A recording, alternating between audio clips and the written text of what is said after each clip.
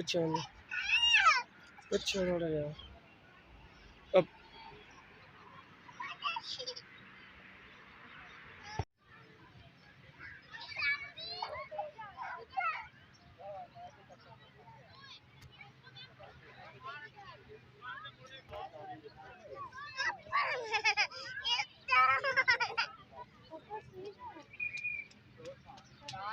ओ पर आता ही ना पर तो बरो चलो आओ सच्ची आप गया पापा चलो गया कौन सुना मेरे पापा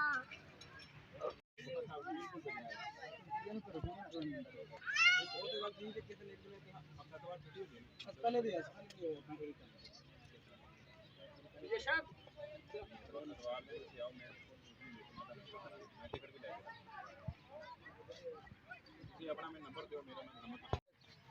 और पीछे में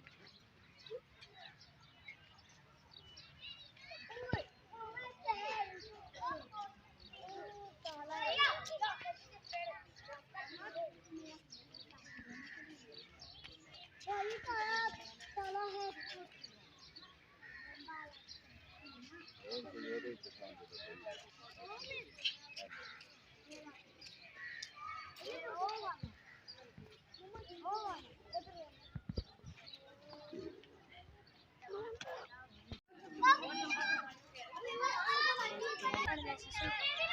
इंग्लिश लिखिए पहले देख दी उर्दू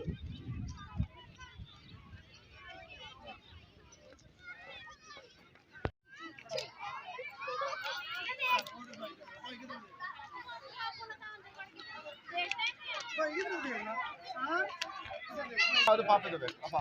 है तो इसको नहीं डने के मन इधर देखो मम्मा मम्मा दे दो मैं पापा दो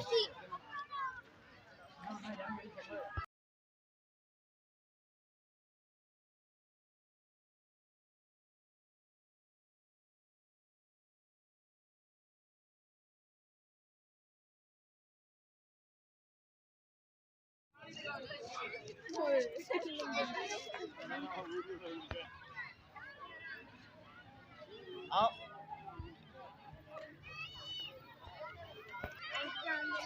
चल आ जा